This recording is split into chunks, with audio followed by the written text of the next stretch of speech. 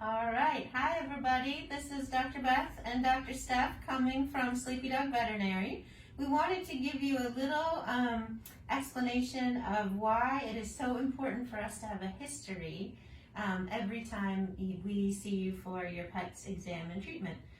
During these COVID times, it's a little bit harder, so we're going to kind of reenact what it's like to take a history on our beloved pets while we're in the exam room, and just keep that in mind when you are filling out your forms that we send you with all the questions leading up to your pet's treatment. All right, so this is my cat Roosevelt, handsomest guy in the universe. He's 17 years old, and he has been having some troubles, so because he's my cat, I'm bringing him to Dr. Steph so that she can help me manage his care. All right, shall we? So last time we saw Mr. Roosevelt, how's he been since then? He has been good. However, he has been drinking more and peeing more. I admit that his apartments exist with my husband's office, and so it has just come to my attention that his thirst has increased since I don't do his litter box anymore. So I am not sure, Dr. Steph, on the timeline exactly on when this started happening. Okay. But how's his appetite doing? His appetite is okay. We definitely have to shift his food around to keep his excitement up. And he really likes the foods that have a lot of gravy and juice to them. So we have to shift them. This morning he wasn't a fan. Sometimes it takes him longer to eat. We offer him food, I would say probably 3 times a day at this point, just to see if we can get some more calories into him. He's looking a little skinny. And you mentioned thirst. How are his stools? His stools are pretty good, but because we have to shift the food around, it is noteworthy when he uses the box because it does not smell good. But formed, regular, that I know, because I do inquire about that all the time. All right. Any vomiting? He did vomit today when he came in and settled in Aislinn's office, so that was unpleasant for her. I suspect that might have had to do with the car ride and not eating really well this morning.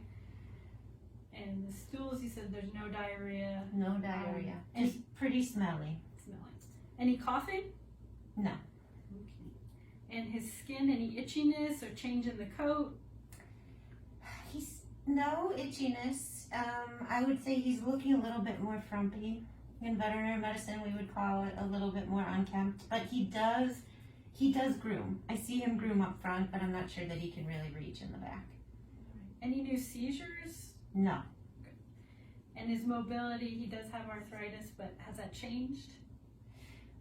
2 out of 4 of us in our family have noticed that it is a little bit harder for him to get comfortable. One of my daughters and my husband both noticed that it just takes him more time to do his little circle up and get down. So I think he's a little less comfortable. Still jumps up onto the couch, jumps up onto the table. Thank goodness. Good. Always good. And attitude, is he a cheerful guy? Is he still? He's the best. The best. He definitely seems like there are times when he's a little bit scattered, shall we say. He kind of thinks that maybe he wants to go outside in the middle of the night. He definitely is making more announcements about eating, like when he has a meal and he likes it, he goes and eats, and then he needs to tell us about it for a while, which is kind of a new behavior. Also, sorry to interrupt, but I'm very thrilled that he's investigating this cat furniture that not every cat will investigate, but this past couple weeks they've been really excited about it. It's a nice hidey hole. Okay, sorry, thank you. That's worth the interruption. We are in a constant quest for the perfect cat furniture, right, Sam? Correct. I mean me, and Sam goes with it. Also, I want to point out that Dr. Beth forgot about Rosie's vomiting until Dr. Steph asked her, which is why we always want to go through all of these questions. Yes. Any new medicines or supplements that you've given him? Yes, so he is on his Romania 8 and his renal support for his kidneys. That's been for a long time. He's on cardiac support. That's been for a long time, but I just added in musculoskeletal support by standard process because I was worried about his achy joints. And energy level overall, has there been any change? Well, Dr. Steph, he's an old cat, so I feel like he sleeps a lot. I would say he's up the same amount, though. He's up the same amount.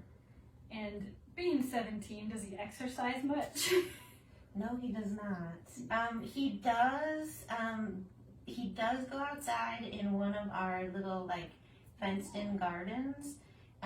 He still hunts, and sometimes will come back with a mouse or a vole or a chipmunk, believe it or not, even as recently as this fall. But because it's snowy, he has no interest in that. Yeah, his little feet will get cold. Yes. And we do use flea control for him because he does go out there. Right. Any hearing or vision changes? Totally deaf. Deaf. I know, it's true. His voice changed dramatically when he went deaf, so he cannot hear anything, and you could sneak up on him if you really wanted to. All right, and any other things you can think of and ask about? No, I would say we talked all of the family, and we will respect whatever seems like the right thing for him in his elder years, but I'm not allowed to do any dental cleaning or anything that would like put him at risk. We're kind of in like a palliative hospice care time. We just want him to be happy and comfortable. We can do that for sure. I would also like to highlight one more thing, Sam, before you turn that off, is the importance of the whole family. As you can see by this history, it is like different pieces came to me from my observations, but also from my other family members, and different people see different things. So it's so important to have all that information, and also to talk about goals.